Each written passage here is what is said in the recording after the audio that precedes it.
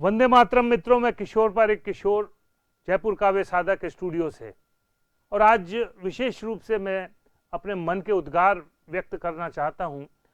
जो किसान आंदोलन वापस लिया है उस पर कल अचानक मोदी जी ने दीपावली के दिन गुरु नानक जयंती के इस पावन और पवित्र अवसर पर एक बड़े कार्यक्रम में बोलते हुए उन्होंने इन तीनों कानूनों को वापस लिया।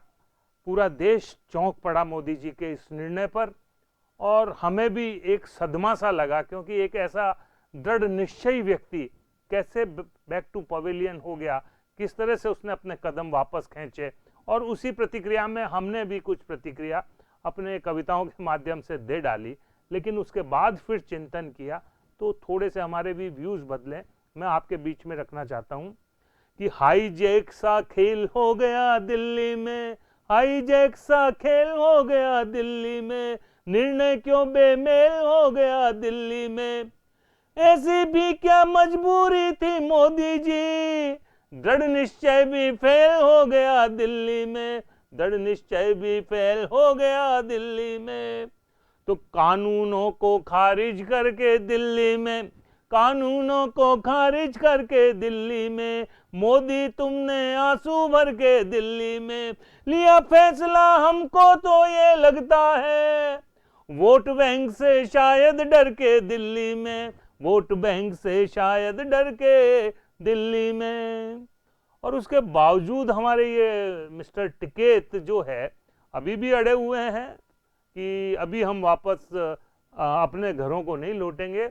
है किसान अब सारे राजी दिल्ली में, है किसान अब सारे राजी दिल्ली में, नहीं बीच में मुल्ला काजी दिल्ली में।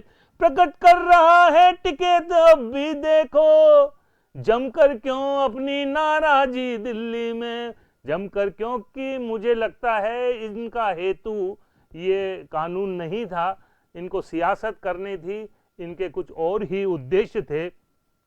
और उन उद्देश्यों की गहराई में जाकर ही शायद मोदी जी ने ये बहुत ही एक कड़ा निर्णय लिया।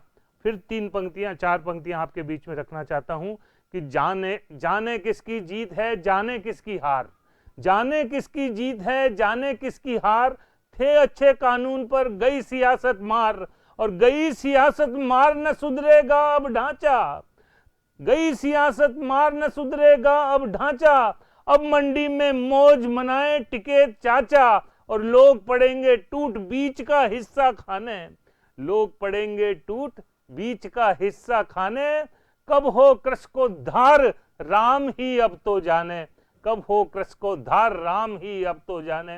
ये वो परिस्थिति हो गई कि हम बहुत कुछ देना चाहते थे, कृषि में बहुत कुछ सुधार करना चाहते थे, देश को बहुत ऊंचाई पर पहुंचाना चाहते थे, लेकिन हमारे किसान भाई किसी गलतफहमी में आके, किसी एक व्यक्ति के भड़काने में आकर उनके साथ हो गए, और मोदी जी को ये कठोर निर्णय देश हित में लेना पड़ा।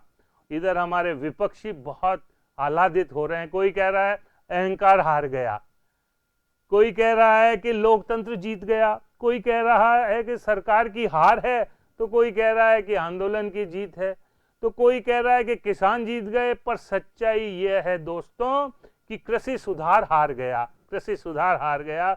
और कुछ वर्षों बाद इन्हीं सुधारों की मांग फिर उठेगी।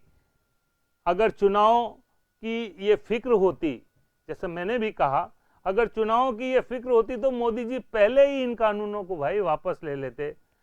पर यहां मसला चुनाव नहीं, देश हित है।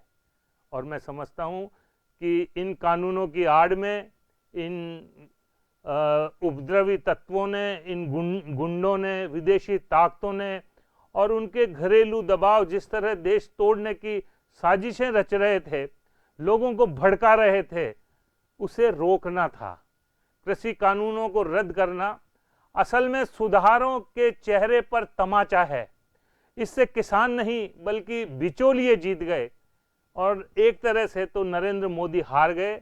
लेकिन निश्चित रूप से मित्रों, आने वाला समय जो करवट लेगा उसमें कहीं न कहीं आज का जो ये निर्णय है, इस निर्णय के कुछ और ही हेतु निकलेंगे, और जिन लोगों की दूषित योजनाएं थी इस देश को तोड़ने पर, वो अभी इस निर्णय से हतप्रत है और हमें विचार करना चाहिए कि ऐसी ताकतें इस देश में नहीं उठ पाए। शुक्रिया, धन्यवाद, वंदे मातरम।